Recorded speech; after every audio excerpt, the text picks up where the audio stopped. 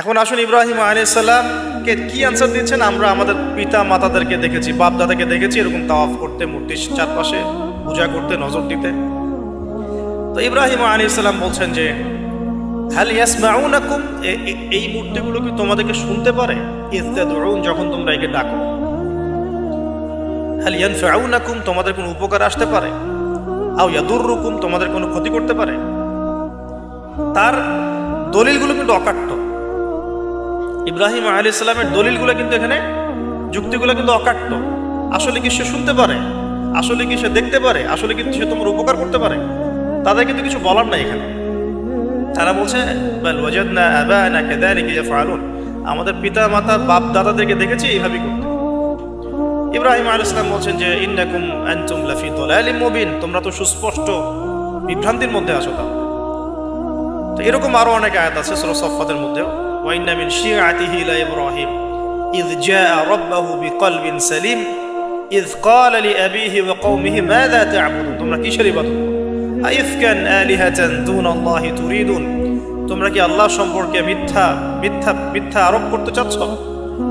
ফামা যান্নুকুম বিরাব্বিল আলামিন, আল্লাহ রাব্বুল আলামিন সম্পর্কে তোমাদের কি ধারণা? এভাবে তিনি তার কওমকে দাওয়াত দিতে লাগলেন। তাদের কওমের দলিল একটাই ছিল, বাপ দাদাদেরকে দেখেছি এভাবে মূর্তি পূজা করতে, তাই করি। সনাতন, এটা ছিল কি সনাতন থটস। অথচ সর্বপ্রথম এটা শুরু হয় কোন নবীর আমল থেকে? নূহ আলাইহিস সালাম। নূহ আলাইহিস সালামের যুগের মানুষ সর্বপ্রথম এই মূর্তি পূজা শিরক করেছে। এর আগে মূর্তি পূজা ওয়ার্ল্ডে ছিল না, নূহ আলাইহিস সালামের যুগ থেকে শুরু হয়েছে। তাহলে এটাকে আমরা সর্বোচ্চ পর্যায়ে সনাতন বলতে পারি না। তারও আগে যে সময় চলে গেছে, ওই সময় মানুষ তাওহীদপন্থী ছিল। আদম আলাইহিস সালামের যুগে তখন মানুষ এই কাজ করতো না। শুরুটা কেমন করে হলো? ভালো উদ্দেশ্যেই শুরু হয়েছিল, ভালো মনে করে। কেমন? যে মানুষ এরকম চিন্তা করে নিয়েছিল যে এই মানুষগুলো লাত, উজ্জা, হুবল, ইয়াগুথ, ইয়াউক, নাসর, ইয়াগুথ, ইয়াউক, নাসর, এই ভালো মানুষগুলো আল্লাহর খুব নেককার বান্দা ছিলেন। তাদের স্ট্যাচু তৈরি করা যায়, তৈরি করলে কি হবে? এগুলোকে দেখলে আমাদের আগ্রহ জন্মাবে ইবাদত করার ব্যাপারে। এটা ছিল ওদের থটস। শয়তান এভাবেই তাদেরকে ইনফ্লুয়েন্স করেছিল, তারা তাই করলো।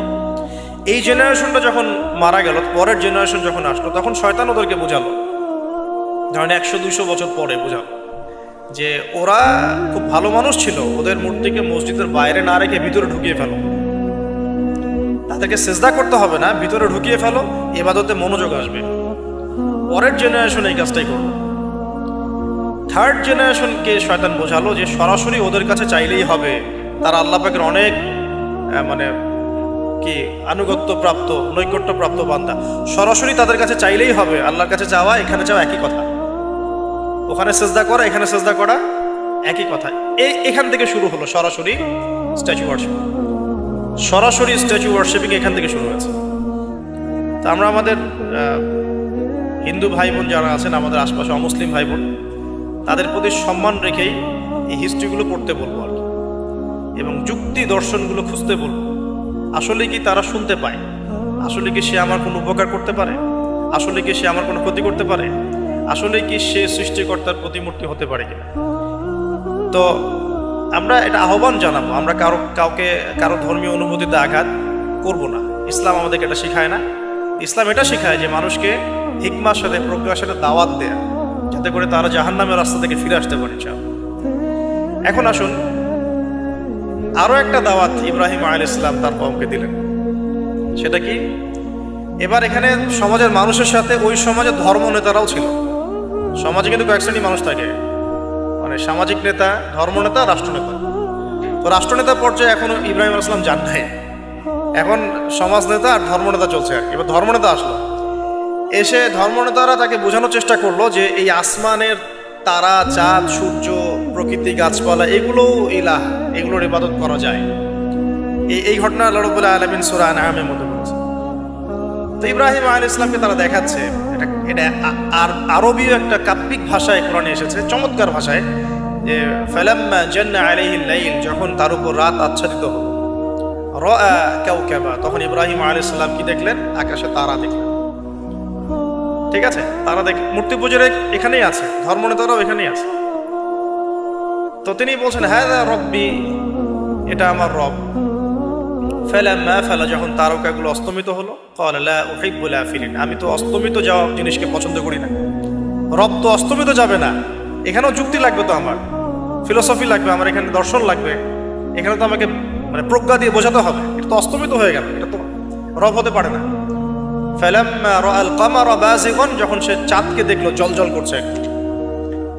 আর এখনকার চাঁদ দেখা আগের চাঁদ দেখা দেখ না, এখন তো আমরা চাঁদের আলোই খুঁজে পাই, তখনকার চাঁদ তো অন্যরকম। বাযিগান মানে জ্বলজ্বল করছে। তখন তিনি বললেন হাযা রব্বি, এটা আমার রব। তখন ফালাম্মা ফালা, যখন এটাও অস্তমিত হয়ে গেল, তিনি বলছেন লা ইল্লাম ইয়াহদিয়ানি রব্বি লাকুনান্না মিনাল কওমিদ দাল্লিন, আল্লাহ যদি আমাকে হেদায়েত না দেন তাহলে আমি এই দল্লিনদের অন্তর্ভুক্ত হয়ে যাব।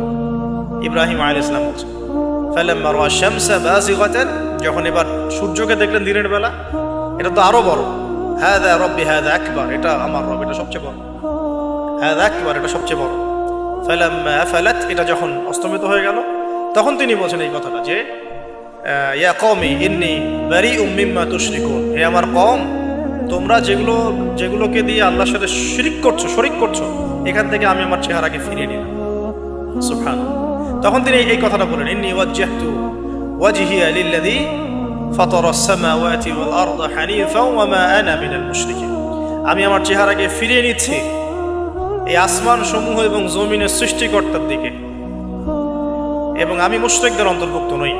ইন্না সলাতি ওয়া নুসুকি ওয়া মাহইয়ায়া ওয়া মামাতি লিল্লাহি রাব্বিল আলামিন, আমার সালাত, আমার কুরবানি, আমার স্যাক্রিফাইস, আমার জীবন, আমার ফুল লাইফ, আমার মৃত্যু সবকিছু কার জন্য? জগৎ সমূহের প্রতিপালক আল্লাহর জন্য। লা শারীকা লাহু, তার কোনো শরীক নাই। ওয়া বিযালিকা উমিরতু, এই একনিষ্ঠভাবে তার ইবাদত করার জন্যই আমি আদিষ্ট হয়েছি। ওয়া বিযালিকা উমিরতু ওয়া আনা মিনাল মুসলিমিন, এবং আমি মুসলিমদের অন্তর্ভুক্ত। এই শুরু হলো এবার পুরো স্পষ্টভাবে তাওহীদের ঘোষণা দেয়া। তবে ইব্রাহিম আলাইহিস সালামের এক একটা পদক্ষেপ কি যৌক্তিক না, বৈজ্ঞানিক না, এবং অকাট্য প্রমাণ আছে না, এগুলোকে কিন্তু ভেদ করতে পারছে না তারা। এবার ইব্রাহিম আলাইহিস সালাম চিন্তা করলেন তারা এবার উচিত শিক্ষা দিতে হবে। তবে আগে বলেন এই যে উচিত শিক্ষাটার কথা বলছে, এটা আবার আপনারা খবরদার ভুলেও কোথাও দিতে যায় না, ঠিক আছে? এটারও সময় আছে। ইব্রাহিম আলাইহিস সালামের সাথে নবী সাল্লাল্লাহু আলাইহি ওয়াসাল্লামের জীবনের মিলের কথা বলছিলাম। নবী সাল্লাল্লাহু আলাইহি ওয়াসাল্লাম মক্কা বিজয়ের আগে কি কখনো মূর্তির গায়ে হাত দিয়েছেন কিনা বলেন? দিয়েছেন? যখন মক্কা বিজয় হয়ে গেছে, পুরো স্টেটই আপনার, অথরিটি আপনার, তখন আপনি আপনার অ্যাকশন নিতেই পারেন, সেটা আপনার ব্যাপার, তখন আপনি কি করবেন? মুহাম্মদ সাল্লাল্লাহু আলাইহি ওয়াসাল্লাম কাবা ঘরে ঢুকে তখন মূর্তি ভেঙেছেন এবং বলেছেন ওয়াকুল জাআল হক ওয়া যাকাল বাতিল ইন্নাল বাতিলা কানা যাহুকা, তাই না? তো ইব্রাহিম আলাইহিস সালাম এবার শিক্ষা দেওয়ার চিন্তা করছেন। তিনি বলছেন যে যখন এরা মেলাতে যাবে, ওই উৎসবে যাবে, তখন আমি এদেরকে দেখে নিব। এটা কুরআন চমৎকার ভাবে বলেছে যে ইয ক্বালা লিআবিহি ওয়া কওমিহি মাযা তা'বুদুন ইফকান আলিহাতান দুনাল্লাহি তুরিদুন ফামা যান্নুকুম বিরাব্বিল আলামিন। ফারাগা ইলা আলিহাতিহিম ফাকালা আলা তা'কুলুন। ইব্রাহিম আলাইহিস সালাম এবার যখন ওরা মেলায় চলে গেছে, তো যাওয়ার আগে আবার ইব্রাহিম আলাইহিস সালাম বলছিলেন যে ইন্নী সাকিম, আমি হচ্ছি অসুস্থ। আমি কি অসুস্থ? নাযারা নাযরাতান ফিন নুজুম। ইব্রাহিম আলাইহিস সালাম রাতের বেলা আকাশের দিকে তাকালেন একবার, তাকিয়ে ওদেরকে বললেন যে ইন্নী সাকিম, আমি অসুস্থ। এটা কৌশল, আমি অসুস্থ, এটা কৌশল। এই কৌশল আমার সব জায়গায় খাটাতে যায় না। তো এবার যখন তারা চলে গেল, ফারাগা ইলা আলিহাতিহিম ফাকালা আলা তা'কুলুন, এবার তিনি ওই মূর্তি গৃহ যেটা ওদের, ওখানে ঢুকে বলছেন যে আলা তা'কুলুন, তোমাদের কি হলো, খাচ্ছ না কেন? কাদেরকে বলছে এই কথা? মূর্তি, খাচ্ছ না কেন? আলা তা'কুলুন। ফারাগা ইলা আলিহাতিহিম ফাকালা আলা তা'কুলুন মা লাকুম লা তানতিকুন, কি হলো, কথা বলছো না কেন? মা লাকুম লা তানতিকুন, কি হলো, কথা বলছো না কেন? এবার ফারাগা আলাইহিম দরবাম বিল ইয়ামিন, এবার ইয়ামিন মানে ডান হাত, ডানাতে যা পেয়েছিলেন আর কি, তা দিয়ে সবগুলোকে ভেঙে চুরমার করে দিয়েছে। ব্যাস। এবার ওরা যখন আসলো, এসে বলছে যে আনতা ফাআলতা হাযা বিআলিহাতিনা ইয়া ইব্রাহিম, ইব্রাহিম তুমি কি আমাদের উপাস্যদের সাথে এই কাজ করেছ? ইব্রাহিম বলছেন লা, না, বাল বাল লা আসলে কোরআনে নাই, আমি নিজের মতো করে বললাম আরবি বলতে বলতে। বাল ফাআলাহু কাবীরুহুম হাদা, বরং এই বড়টা এই কাজ করছে, এর মধ্যে সবচেয়ে বড় যেটা আছে এই বেটার কাজ, আমি করি নাই, আমি তো করি নাই। তখন ওরা তো এটা তো হতভম্ব হয়ে গেল, যে সে বলছে যে তুমি তো জানো, তুমি তো খুব ভালো করেই জানো যে তারা কথা বলতে পারে না, নড়াচড়া করতে পারে না, কিছুই করতে পারে না। তখন তিনি বললেন তাহলে তোমরা কেন এমন ইলাহের উপাসনা করো যে কথাও বলতে পারে না, শুনতেও পারে না, দেখতেও পারে না, তোমার উপকারও করতে পারে না, ক্ষতিও করতে পারে না। কিন্তু এবারও কিন্তু যুক্তি নাই, তাদের কাছে কোনো দলিল নাই, কোনো প্রমাণ নাই, কোনো যুক্তি দর্শন কিচ্ছু নাই। এবার শুরু হলো জুলুম। জালেমের কাজ কি? যুক্তি, জ্ঞান, দর্শন, বিজ্ঞান এগুলো দিয়ে যখন পরাস্ত, এগুলো দিয়ে পারছি না, এবার পেশি শক্তি। এবার কি? পেশি শক্তি। ব্যাস, এবার পেশি শক্তি। ইব্রাহিম আলাইহিস সালামকে নিয়ে যাওয়া হচ্ছে নমরুদের দরবারে। এবার চলো, এবার তোমার আজকে খবর আছে। এবার পুরো রিমান্ড হবে 7 দিনের। একদিন রিমান্ড হলেই অবস্থা খারাপ হয়ে যাওয়ার কথা। ইব্রাহিম আলাইহিস সালামকে এবার নিয়ে যাচ্ছে ধরে নমরুদের কাছে। কি যে হবে আল্লাহ ভালো জানেন। ইব্রাহিম আলাইহিস সালাম যখন যাচ্ছেন তখন কি তিনি জানতেন যে আল্লাহ পাক তাকে আগুন থেকে বাঁচাবেন? এই ঘটনা যে ঘটবে তিনি কি জানতেন? আচ্ছা, আমরা না হয় জানি যে এমনটা হয়েছিল। ইব্রাহিম আলাইহিস সালাম ওই সময় তো আর জানতেন না যে কি হতে যাচ্ছে। তার মানে তার ওই সময় তার ইমানের তেজ, তার স্থিরতা, ইস্তেকামা এবং তাওয়াক্কুল কত বেশি ছিল। তাকে নিয়ে যাওয়া হচ্ছে। এবারে নমরুদের সামনে দাঁড় করিয়ে নমরুদ এবার একটু মজা নিয়ে জিজ্ঞাসা করলো যে কে তোমার রব? কবরের প্রশ্ন করার মতো, মান রব্বুক, তোমার রব কে? তো ইব্রাহিম আলাইহিস সালাম বলছে রব্বি আল্লাযী ইউহয়ী ওয়া ইউমীত, আমার রব তিনি যিনি জীবন দেন মৃত্যুও দেন। এবার নমরুদ বলছে ক্বালা আনা উহয়ী ওয়া উমীত, আমি তো জীবন দিই আর মৃত্যু দেই। কিভাবে?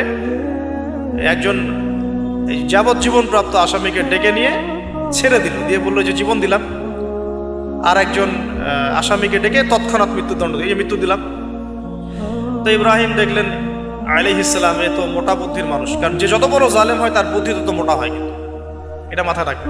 ফেরাউনের মতো জুলুম মানুষের বুদ্ধি লোপ করে দেয়, আর শিরক মানুষের মধ্যে ভয় সঞ্চার করে।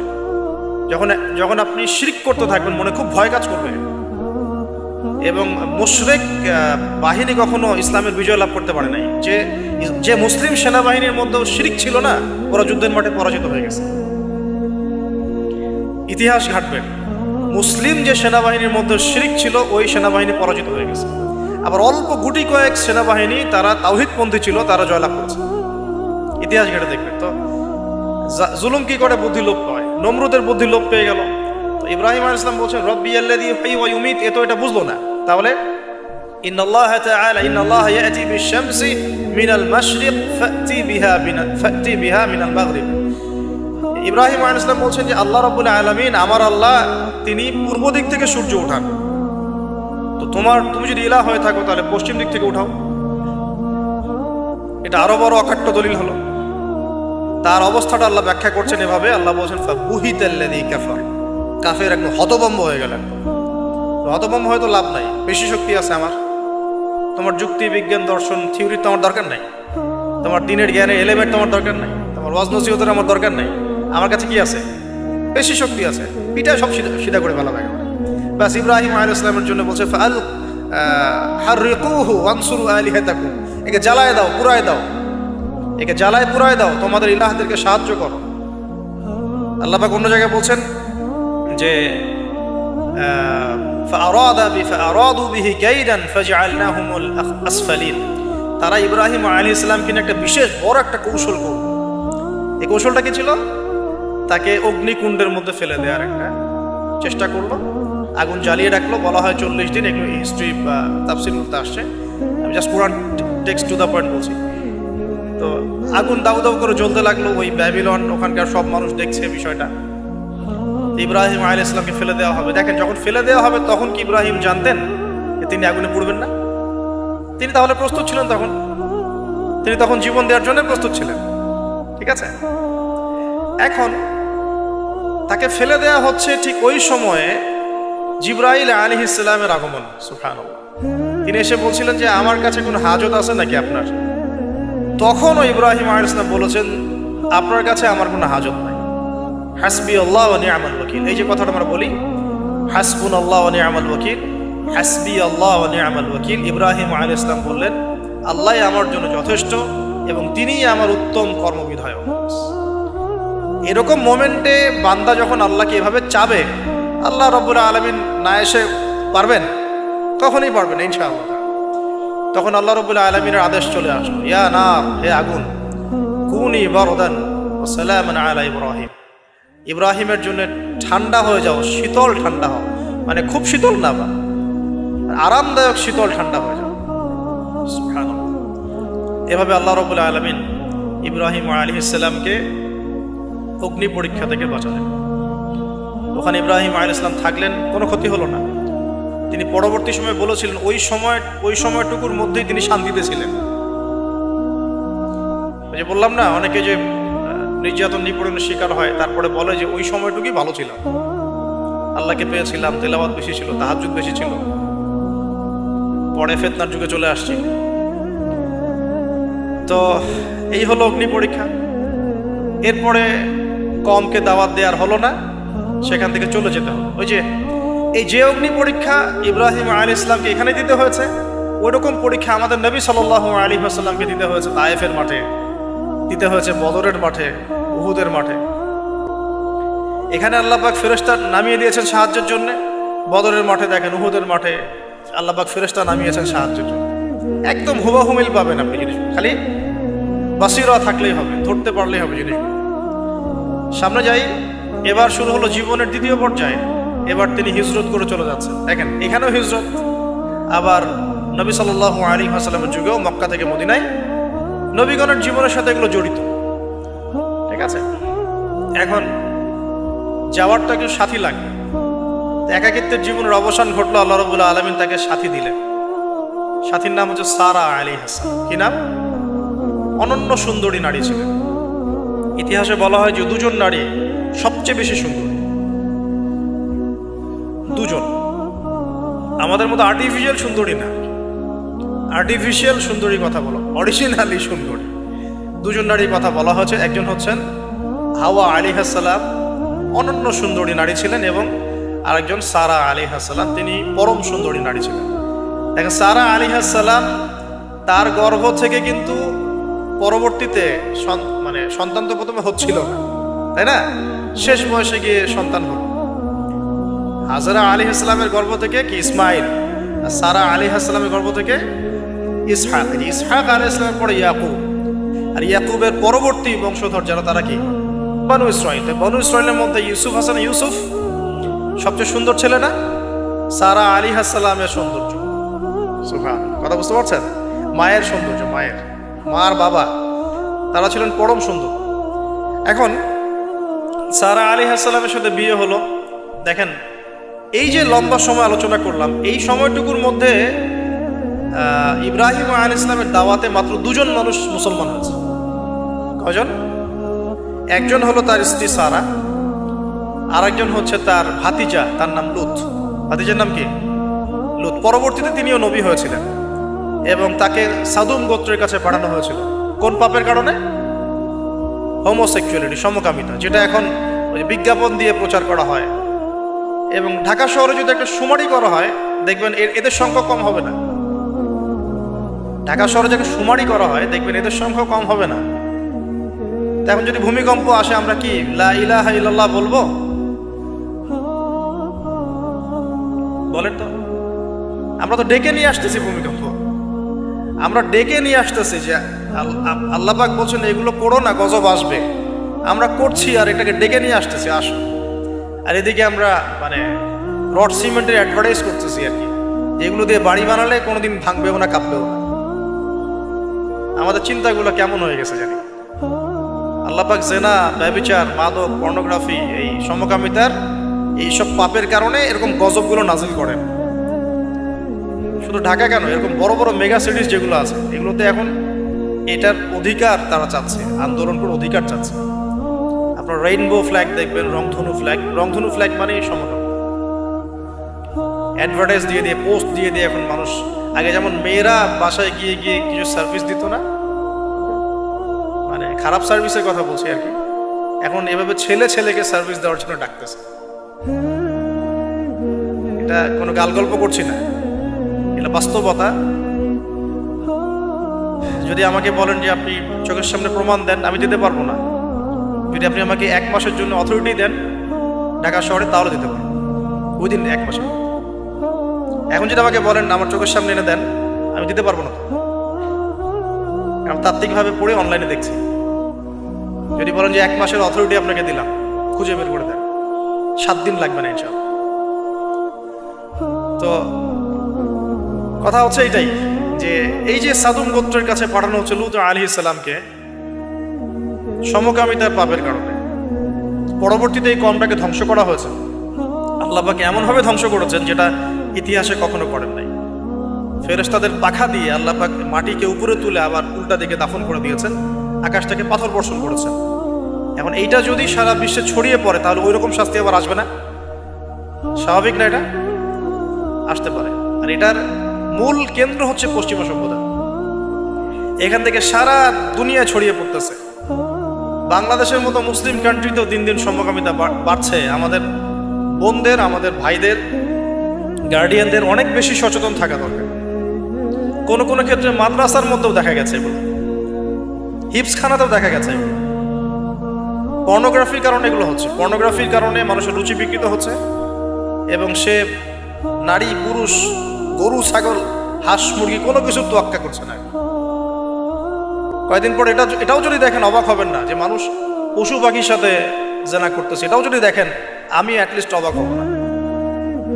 ধাপ ছিল একটা, প্রথমে মানুষ কি করত? অবৈধ প্রেম করতো, এই সম্পর্কে জেনা করতো, পরে পরকীয়া শুরু করলো, তারপরে এখন সমকামিতা শুরু হলো। সমকামিতার পরে এখন চাইল্ড অ্যাবিউজিং শুরু হয়েছে, বাচ্চা কাচ্চাদেরকে রেপ করা হচ্ছে, ছোট ছোট মেয়েদেরকে, ছোট ছোট বাচ্চাদেরকে, ইভেন ছোট ছোট ছেলেদেরকেও।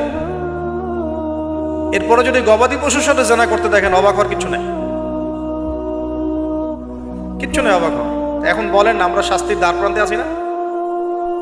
অ্যাটলিস্ট আমরা যারা দিনকে ভালোবাসি, আমাদের একটা আইডিওলজি ফলো করি, নৈতিকতার কথা বলি, আমরা আমাদের পরিবার, আমাদের ভাই বোন, আমাদের ছেলে মেয়ে, তাদের প্রতি আমাদের খুব সতর্ক দৃষ্টি রাখতে হবে, সর্বোচ্চ সতর্ক থাকতে হবে।